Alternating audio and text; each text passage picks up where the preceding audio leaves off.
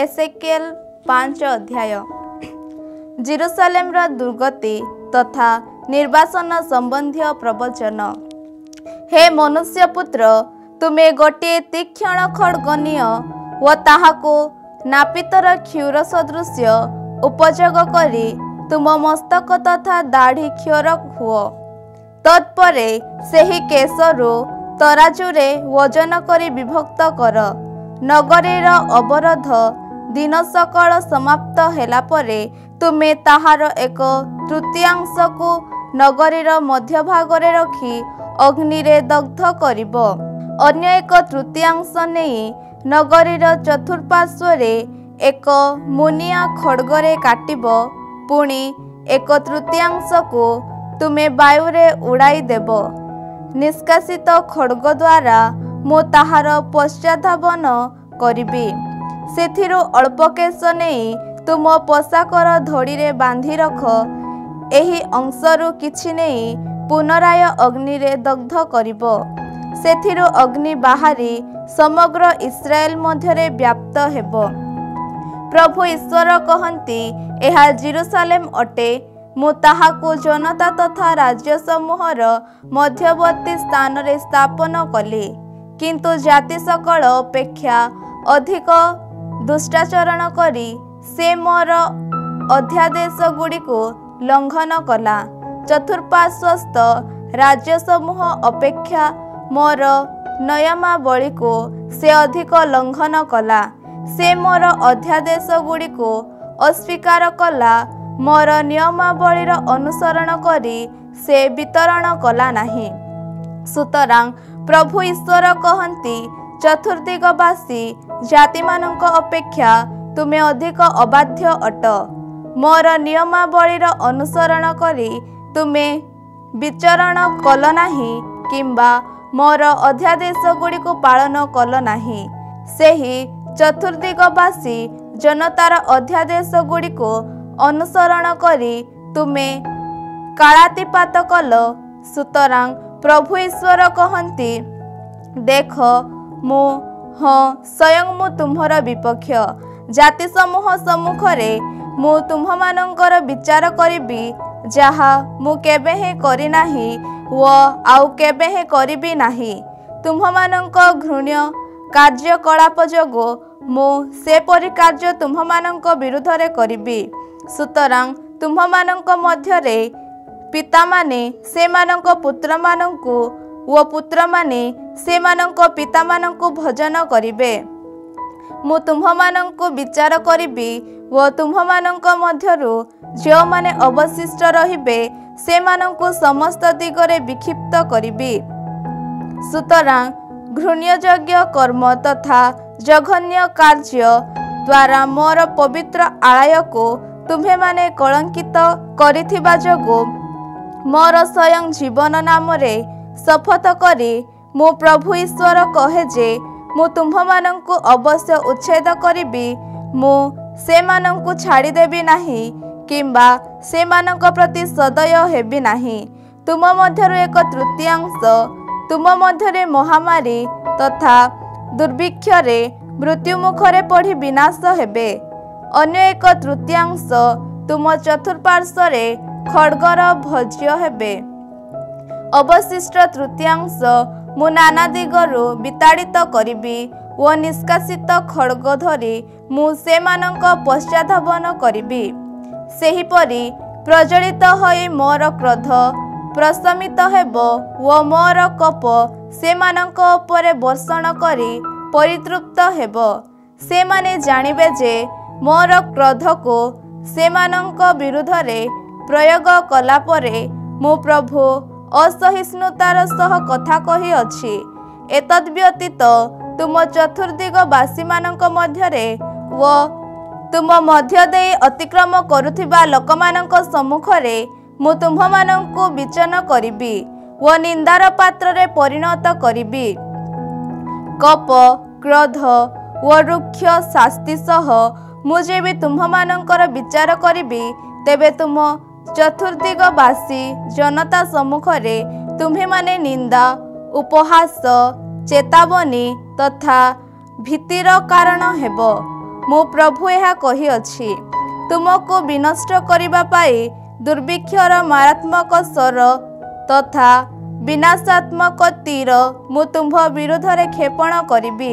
ତୁମ ମଧ୍ୟରେ ଦୁର୍ଭିକ୍ଷକୁ ଉତ୍ତରୋତ୍ତର ପ୍ରତି କରିବି ଓ ତୁମ ରୁଟିର ପରିମାଣ ମୁଁ ନ୍ୟୁନ କରିବି। ତୁମ ବିରୁଦ୍ଧରେ ଦୁର୍ଭିକ୍ଷ ତଥା ବନ୍ୟଜନ୍ତୁମାନଙ୍କୁ ମୁଁ ପ୍ରେରଣ କରିବି। ସେ ସମସ୍ତ ତୁମ ସନ୍ତାନମାନଙ୍କୁ ହରଣ କରିବେ। ମହାମାରୀ ତଥା ରକ୍ତପାତ ତୁମ ମଧ୍ୟ ଦେଇ ଅତିକ୍ରାନ୍ତ ହେବ ଓ ତୁମ ବିରୁଦ୍ଧରେ ମୁଁ ଏକ ଖଡ଼୍ଗ ପଠାଇବି। ମୁଁ ପ୍ରଭୁ ଏହା କହିଅଛି। ଏସେକିଏଲ 6 ଅଧ୍ୟାୟ। ଇସ୍ରାଏଲର ପର୍ବତ ସକଳ ବିରୁଦ୍ଧରେ ପ୍ରବଚନ। ପ୍ରଭୁଙ୍କର ବଚନ ମୋ ନିକଟରେ ଉପସ୍ଥିତ ହେଲା।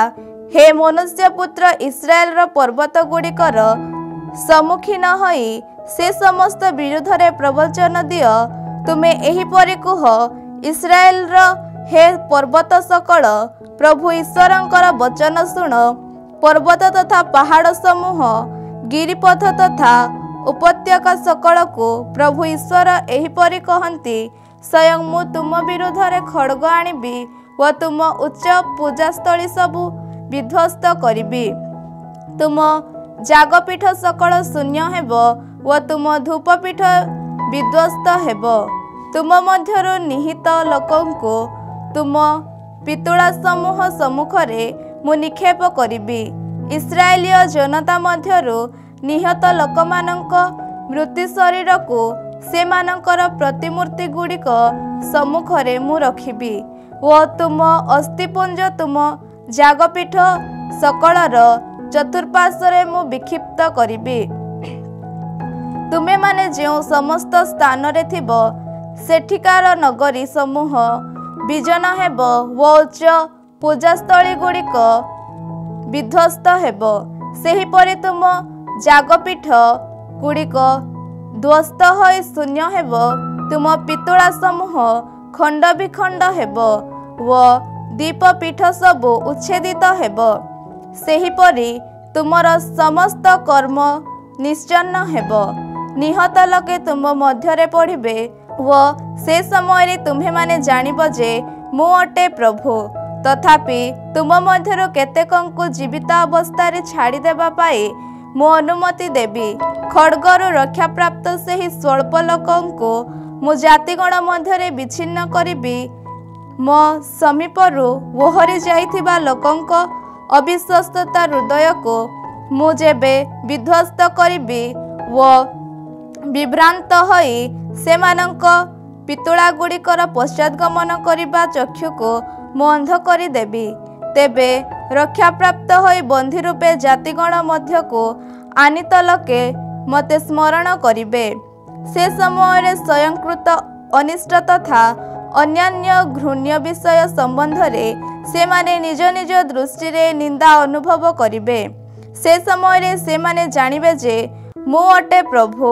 ସେମାନଙ୍କ ବିରୁଦ୍ଧରେ ଏହିପରି ଅନିଷ୍ଟ ଘଟାଇବି ବୋଲି ମୁଁ ବୃଥାରେ କହି ନାହିଁ। ପ୍ରଭୁ ଈଶ୍ୱର କହନ୍ତି, କରତାଳି ଦେଇ ଓ ପଦାଘାତ କରି କୁହ, ଏ ସମସ୍ତ ଘୃଣ୍ୟ ଦୁଷ୍କର୍ମ ଯୋଗୁଁ ଇସ୍ରାଏଲ ବଂଶକୁ ଧିକ୍। କାରଣ ସେମାନେ ଖଡ଼୍ଗ, ଦୁର୍ଭିକ୍ଷ ତଥା ମହାମାରୀରେ ନିପତିତ ହେବେ। ଯିଏ ଦୂରବର୍ତ୍ତୀ ସେ ମହାମାରୀ ଦ୍ୱାରା ମୃତ୍ୟୁମୁଖରେ ପଡ଼ିବ ଓ ଯିଏ ନିକଟବର୍ତ୍ତୀ ସେ ଖଡ଼୍ଗ ଦ୍ୱାରା ନିପତିତ ହେବ। ରକ୍ଷାପ୍ରାପ୍ତ ହୋଇ ଅବଶିଷ୍ଟ ଥିବା ବ୍ୟକ୍ତି ଦୁର୍ଭିକ୍ଷରେ ମୃତ୍ୟୁବରଣ କରିବ। ଏହିପରି ମୋର କ୍ରୋଧ ମୁଁ ସେମାନଙ୍କ ଉପରେ ପ୍ରୟୋଗ କରିବି। ସମସ୍ତ ଉଚ୍ଚ ପାହାଡ଼ ତଥା ପର୍ବତ ଶୃଙ୍ଗ ଗୁଡ଼ିକ ଉପରେ, ସମସ୍ତ ସବୁଜ ବୃକ୍ଷ ତଥା ପତ୍ରମୟ ଓକ୍ ବୃକ୍ଷ ମୂଳରେ, ଯେଉଁଠାରେ ସେମାନଙ୍କ ପିତୁଳା ସମୂହ ଉଦ୍ଦେଶ୍ୟରେ ପ୍ରୀତିଦାୟକ ସୁଗନ୍ଧ ଦ୍ରବ୍ୟଗୁଡ଼ିକୁ ସେମାନେ ଅର୍ଚ୍ଚନା କଲେ, ସେ ସମସ୍ତ ସ୍ଥାନରେ ଓ ଯାଗପୀଠ ସମୂହରେ ଚତୁଃପାର୍ଶ୍ୱରେ ସେମାନଙ୍କ ନିହତ ଲୋକଙ୍କର ମୃତ୍ୟୁ ଶରୀର ବିକ୍ଷିପ୍ତ ହୋଇ ପଡ଼ିଥିବା ବେଳେ ସେମାନେ ଜାଣିବେ ଯେ ମୁଁ ଅଟେ ପ୍ରଭୁ। ସେମାନଙ୍କ ବିରୁଦ୍ଧରେ ମୋର ହସ୍ତ ମୁଁ ବିସ୍ତାର କରିବି। ମରୁପ୍ରାନ୍ତର ଠାରୁ ରିବ୍ଲା ପର୍ଯ୍ୟନ୍ତ ସେମାନଙ୍କ ଦ୍ୱାରା अध्युषित समस्त स्थान को मु विचन तथा शून्य करी। से समय से माने जानिबे जे मु अटे प्रभु। एसेकिएल 7 अध्याय। परिणाम आसन। एहा परे प्रभुंकर वचन मो पाए कथित हैला, हे मनुष्य पुत्र, इस्राएल देश को प्रभु ईश्वर एहिपरि कहन्ति, देख अंतिम काल सन्निकट, देशर चारिदिग को अंतिम काल आगत, तुम अवसान सन्निकट। मोर क्रोध मु तुम विरुद्धरे पठाइबी, तुमर कार्य अनुरूपे मु तुम्हमानंकर विचार करिबी। मु तुमर समस्त घृण्य कार्य जोगु मु तुमको शास्ति देबी। मु तुमको छाड़ी देबी नाही, किंबा तुम प्रति मु सदय हेबी नाही। तुमर कर्म तथा अन्यान्य कार्य प्रति अनुरूप भावे मु तुमको दंड देबी। से समय तुमे जानिब जे मु अटे प्रभु। प्रभु ईश्वर कहन्ति, देख विनाश परे विनाश आसुअछि, अवसान सन्निकट, देख अवसान सन्निकट, ताहा तुम विरुद्धरे जागी उठी अछि, देख ताहा आसी पहुँची जाइछि।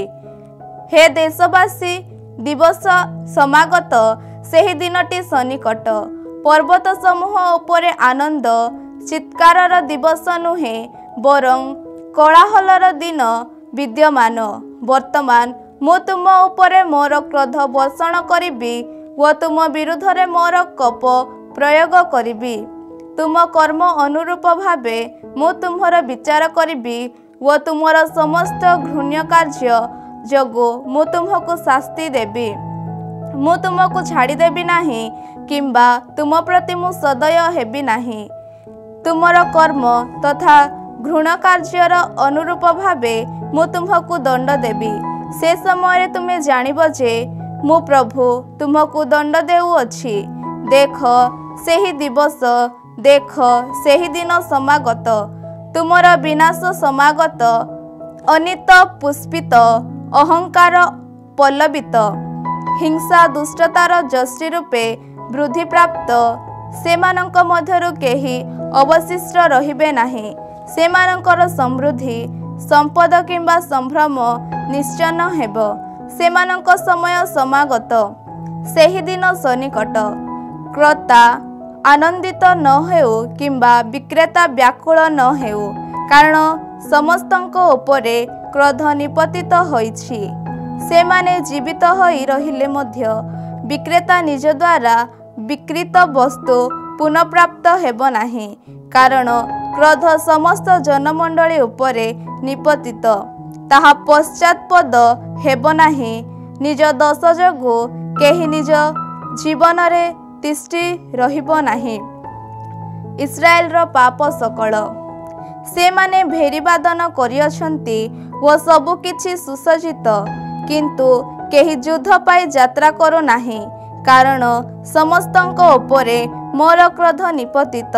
बाहरे खड्ग व भितरे महामारी तथा दुर्भिक्ष।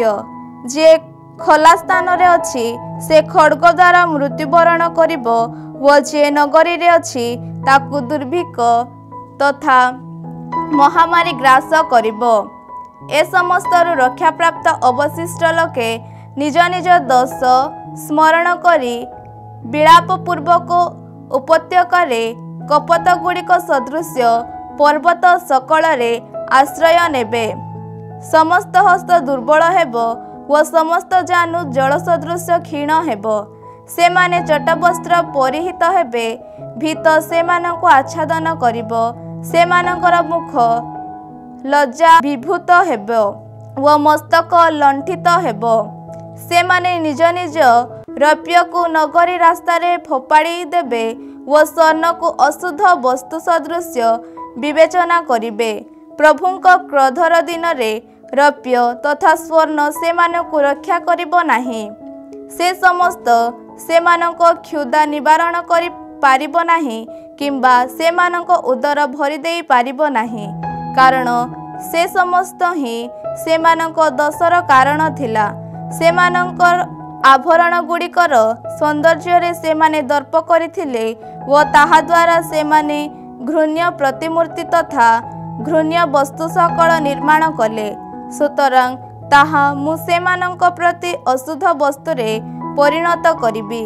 ସେ ସମସ୍ତଙ୍କୁ ବିଦେଶୀମାନଙ୍କ ହସ୍ତରେ ଶିକାର ସ୍ୱରୂପ ଓ ପୃଥିବୀବାସୀ ଦୁଷ୍ଟମାନଙ୍କ ହସ୍ତରେ ଲୁଣ୍ଠିତ ଦ୍ରବ୍ୟ ତୁଲ୍ୟ ମୁଁ ସମର୍ପଣ କରିବି।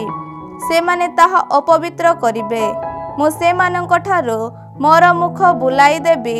ସେମାନେ ମୋହର ମହାର୍ଘ ସ୍ଥାନକୁ ଅପବିତ୍ର କରିବେ। ତିସ୍କରମାନେ ପ୍ରବେଶ କରି ତାହା ଅଶୁଦ୍ଧ କରିବେ। ସେମାନେ ତାହା ଶୂନ୍ୟ କରିଦେବେ, କାରଣ ଦେଶ ରକ୍ତପାତର ଅପରାଧ ଓ ନଗରୀ ହିଂସାରେ ପରିପୂର୍ଣ୍ଣ। ସୁତରାଂ ଜାତିଗଣ ମଧ୍ୟରୁ ସର୍ବାପେକ୍ଷା ନିଜ ଲୋକଙ୍କୁ ମୁଁ ଘେନି ଆସିବି ଓ ସେମାନେ ସେମାନଙ୍କ ଗୃହ ସବୁ ଅଧିକାର କରିବେ। ମୁଁ ଶକ୍ତିଶାଳୀମାନଙ୍କ ଅହଙ୍କାରର ପରିସମାପ୍ତି ଘଟାଇବି ଓ ସେମାନଙ୍କ ପବିତ୍ର ସ୍ଥଳୀ ସମୂହ ଅପବିତ୍ର କରାଯିବ। ବିନାଶ ଉପଗତ ହେବା ସମୟରେ ସେମାନେ ଶାନ୍ତିର ସନ୍ଧାନ କରିବେ, କିନ୍ତୁ ତାହା ମିଳିବ ନାହିଁ। ବିନାଶ ଉପରେ ବିନାଶ ଉପଗତ ହେବ ଓ ଗୋଟିକ ଉପରେ ଗୋଟିଏ ଗୁଜବ ପ୍ରଜ୍ୱଳିତ ହେବ। ସେ ସମୟରେ ସେମାନେ ପ୍ରବକ୍ତାମାନଙ୍କଠାରୁ ଦର୍ଶନର ସନ୍ଧାନ କରିବେ, କିନ୍ତୁ ଯାଜକମାନଙ୍କଠାରୁ ବିଧିବିଧାନ ଓ ବୟୋଜ୍ୟେଷ୍ଠମାନଙ୍କଠାରୁ ଉପଦେଶ ଅନ୍ତର୍ଦ୍ଧାନ ହୋଇଥିବ। ରାଜା ବିଳାପ କରିବେ, ଶାସକ ନିରାଶ ହେବେ। ଭୀତି ଯୋଗୁଁ ପୃଥିବୀବାସୀ ଜନତାର ହସ୍ତ ପ୍ରକମ୍ପିତ ହେବ। ସେମାନଙ୍କର କାର୍ଯ୍ୟ ଅନୁରୂପ ଭାବେ ମୁଁ ସେମାନଙ୍କ ପ୍ରତି ଆଚରଣ କରିବି ଓ ସେମାନେ ଯେପରି ବିଚାର କରନ୍ତି ସେହିପରି ସେମାନଙ୍କର ମଧ୍ୟ ମୁଁ ବିଚାର କରିବି। ତହୁଁ ସେମାନେ ଜାଣିବେ ଯେ ମୁଁ ଅଟେ ପ୍ରଭୁ।